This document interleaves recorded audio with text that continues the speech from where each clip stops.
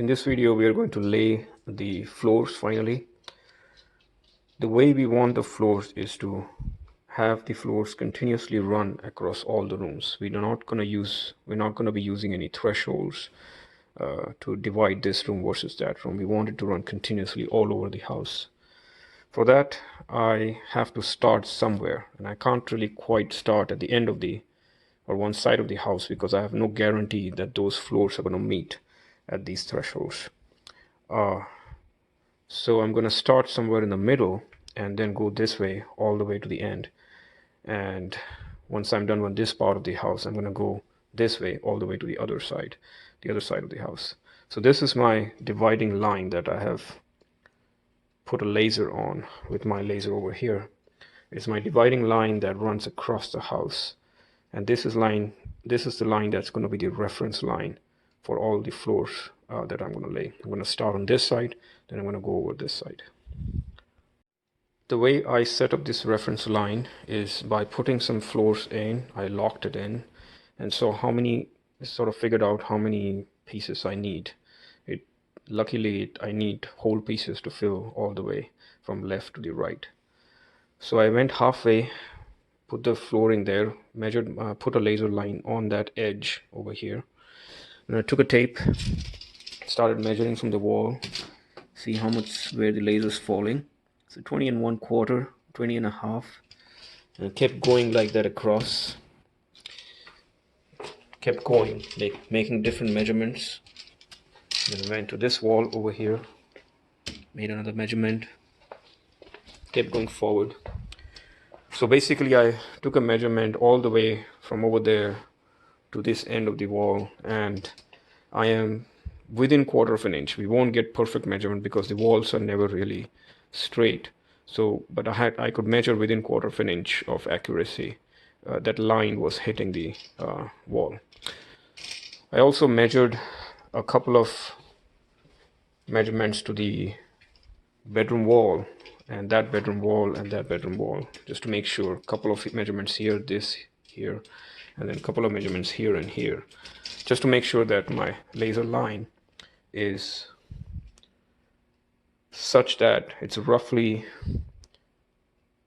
parallel to that wall over there. Once I have the laser line, I'm going to take a chalk line because I might have to move the laser. It might run out of battery. I'll take a chalk line and put a chalk line right on this laser. So use my chalk line to make a blue line over the laser all the way.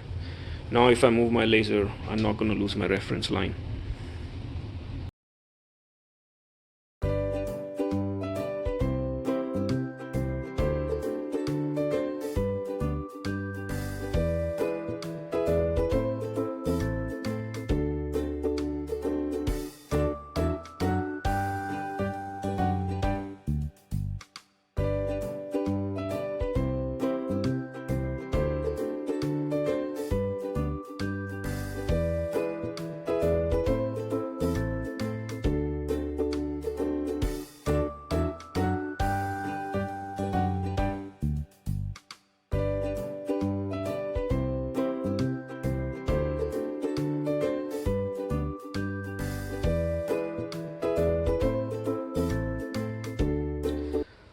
Let me go through the 3 kind of saws that I used for cutting the flooring during the installation process. 70 to 80% of the time I use the miter saw because for every row of installation there is always this perpendicular cut that is required whenever the flooring meets the wall. The miter saw is also useful for cutting baseboards and trims at 45-degree angles. So this is probably, I think, a must-have for flooring installation. The second kind of saw that I used was my jigsaw for any kind of irregular cuts. Pretty much any shape can be cut with a jigsaw. So let's say if I had to cut out a rectangular slot like this, I would use my jigsaw. And the third kind of saw that I used was my table saw. Whenever I had to cut or rip basically this board to a desired width so that I can fit it between the flooring, let's say, and say a wall on this side, I would use my table saw. Technically, I could use my jigsaw to do the same cut across the length of the board. So the table saw really is not required, but I think the jigsaw and the miter saw probably I think is a must-have for flooring installation. There will be situations when I have to push a piece in a weird shape. So for example, this is a shape that I had to cut off on this piece and then a little bit cut off over here in order to fit this in the space. For such situations, this kind of tool, I'm not sure what this is called, but can put a link on Amazon. It's easy to just take and adjust this before you put the piece in and then transfer the measurement over here and make markings. And it can be done in angles, it can be done the space between two. So I did that for this space. I just transferred the measurement over with a pencil and then used a jigsaw to cut that off. And then it just straight went in as I tapped it in.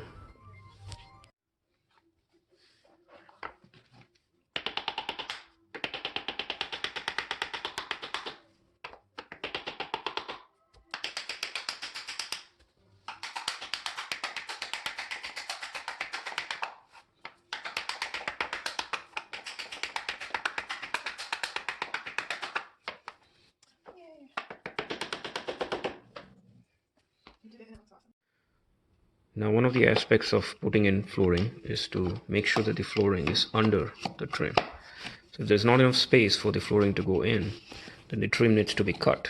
And there are various ways to do that. One is by using this Dremel multi-tool. You can lay a scrap piece of wood like this and cut the trim. I also use a chisel and a hammer. Sometimes I can take a pull saw like that and just put it flush with the scrap piece and then cut it. But this is probably the most easiest way, and then using a hammer and a chisel to take things out.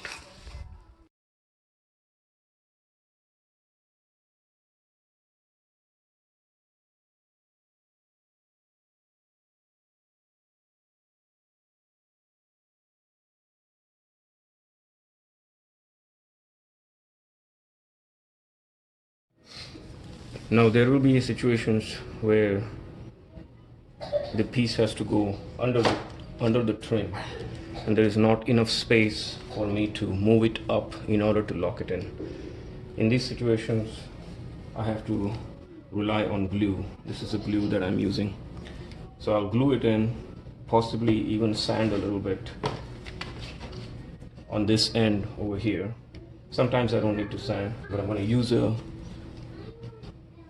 lever like that, use this as a lever to pull it up as much as I can and then hammer it in and let the glue do the job instead of the locking mechanism.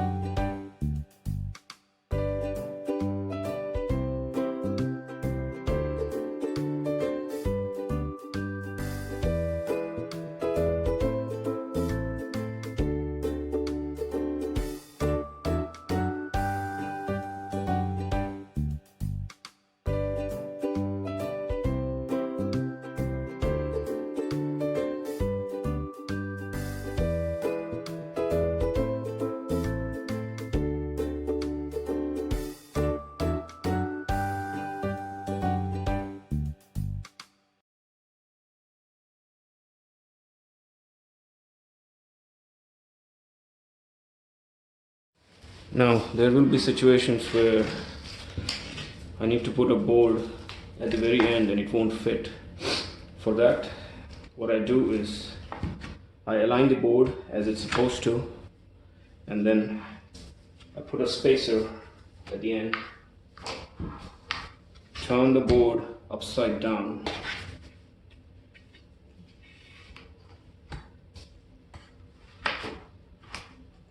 then I look for my marking over here, this line over here, not the outside line but the inside line, and then just take my speed square, make a quick mark, and this is where I cut the board with a saw. This is my cut board and it should fit easily.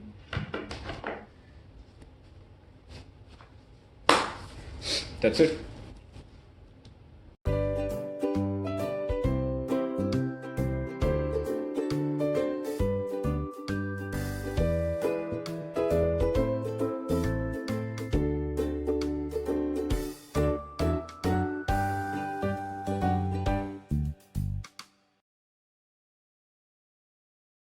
Sometimes there is gaps between the floor, between the underlayment and the floorboard. In such cases, we take some scrap underlayment and put it inside to fill that space in, so when somebody walks on it, it doesn't go down.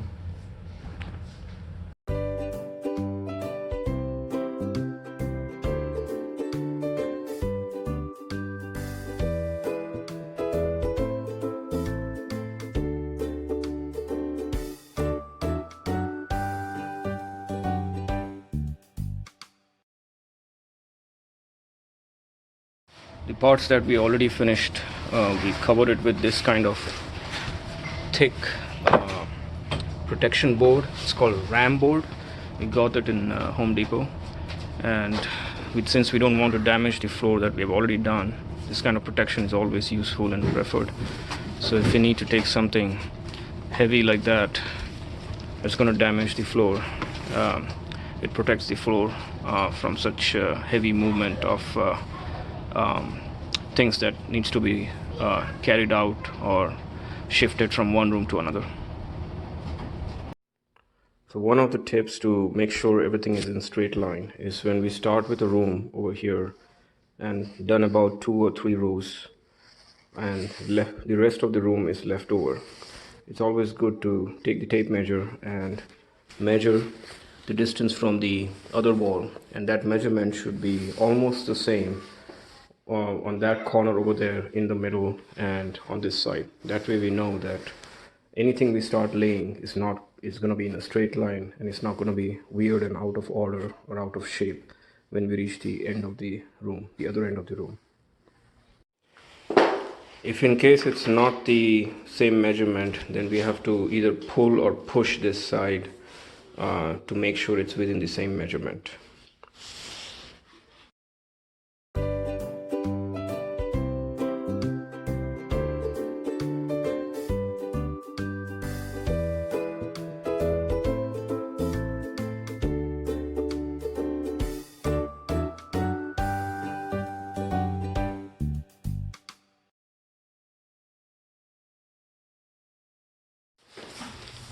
Another trick is to take a scrap piece of felt and see if it goes inside.